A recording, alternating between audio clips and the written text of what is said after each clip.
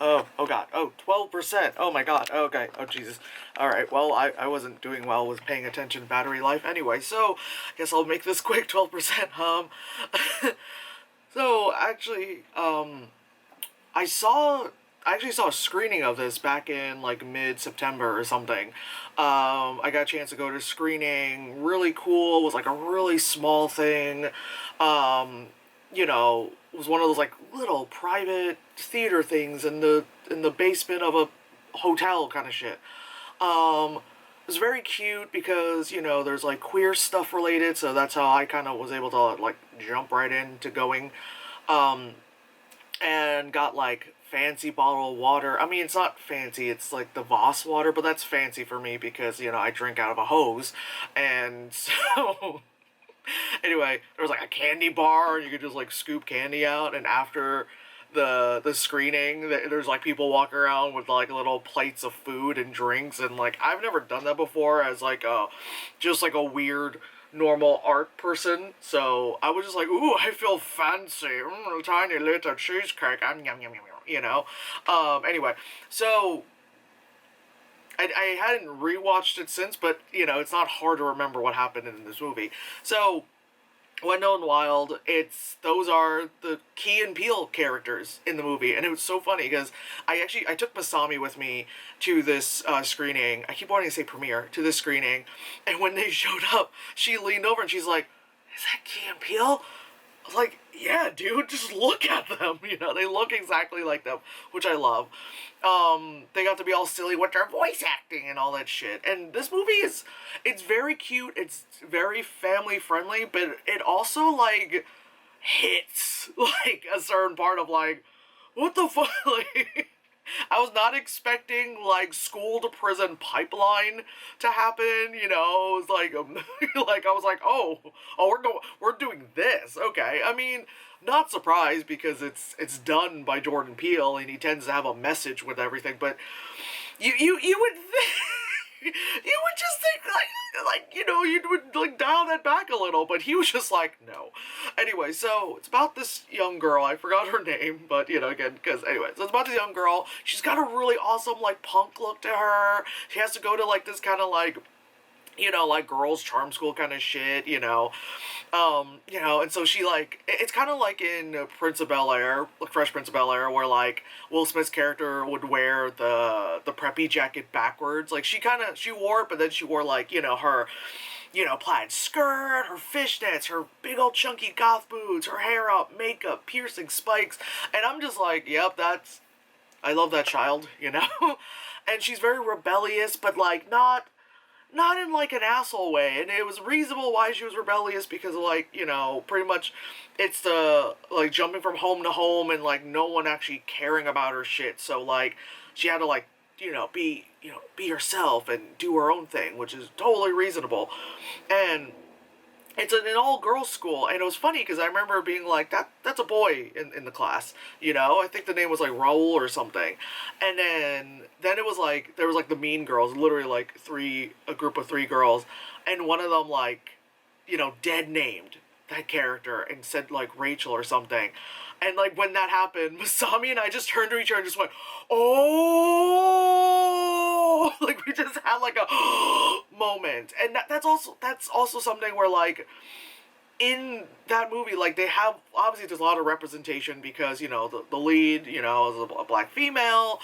I think like her like foster home driver lady's an indigenous woman, and when they showed like there was a trans character, it like none of this movie, when they would introduce you to like other people and show you the diverse cast, it didn't have that like the thing I was complaining about, which is the here's my clipboard and I'm checking things off, like, oh, okay, we've got this marginalized group, we've got this marginalized group, all right, I think we hit all the checkpoints. Because when things like that would be introduced, it wasn't, again, when you would see the driver lady and you knew she was an indigenous woman, it wasn't like, they weren't just like, let's give a second to be like, we've got a thing, It was just like, you just kind of noticed it, Obviously, same thing with the main character, and then even with the trans character, I remember being like, there's a boy in this school, I thought they said this was like an all-girls school, and then my brain went, wait a second, And as I'm like kind of like, okay, I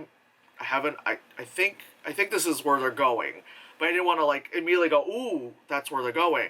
And then when the mean girl did the dead name thing, it was just like that's why Masami and I looked at each other, was just like, oh, you know.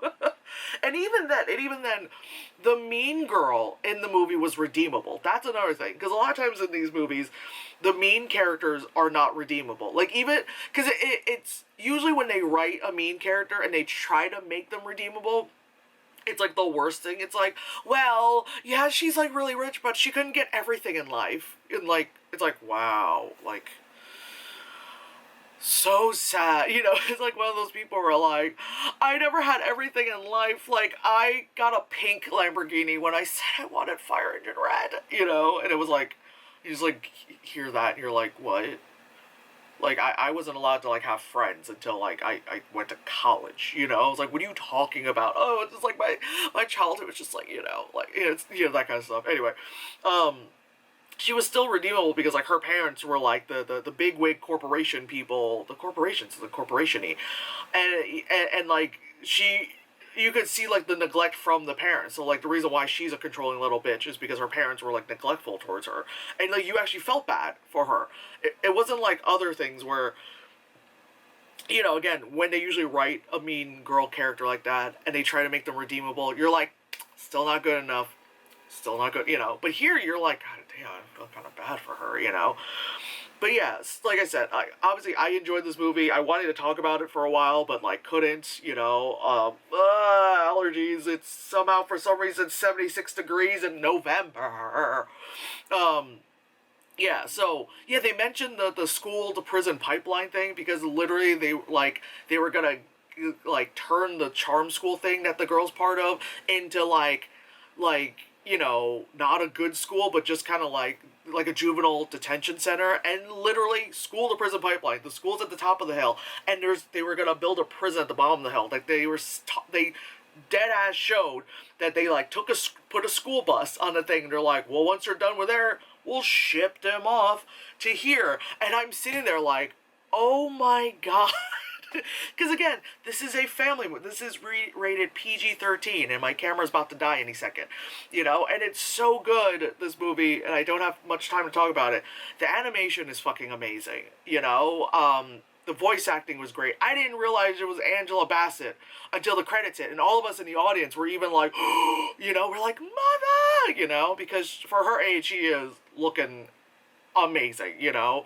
But yeah, like I wish like we like lucked out, and you know, even though I was at a really small screening, but I really wish like Jordan Peele was there because I wanted to fucking, you know, like I have so many things to say to him. And I think at the time I had like, what was it? I had just watched Nope. I was like a little bit late than everyone watching Nope, and I want to be like, I want to be like, thank you, keep going, you know. Also, you need some weirdo to work on some shit, I am available, you know. Weird monsters right here, you know. Oh, I am a weird monster, but also I can make them too. But anyway, yeah, Wendell Wild, it's so good. I love it.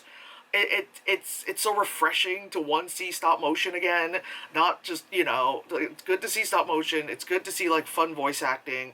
It's good to see something that's a kids movie that has a message, but it's also not like it's for kids and you're like, you as the adult watching it is like, I don't care.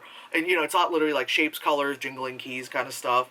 And again, the fact that they like talked about like school to prison pipeline and like you know, matters that are happening in the world, without being a little too overt about it, but also not being like sugarcoated for the kids kind of stuff. Like it was like at a very good level to be like, these are the problems, and we're putting it into this movie. And it's just, I'm just saying, like for an almost 2-hour movie, like, first of all, that's a lot of animation.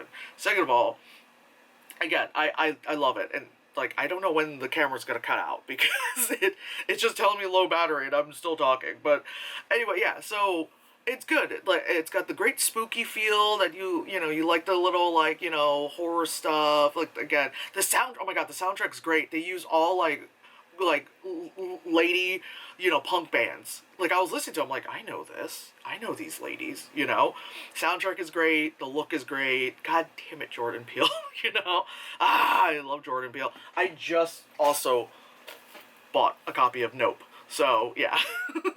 this is my copy of Nope. Would you like to, what was it, like, the fucking Jehovah's Witness stuff? Like, would you like to talk to about, anyway, but anyway, yes, I'm done talking because I don't know when this thing's gonna cut me off. Very short review because I really like this movie and I don't know what else to talk about. Besides, it's really good. Check it out. It's on Netflix. I saw it months ago. Bye.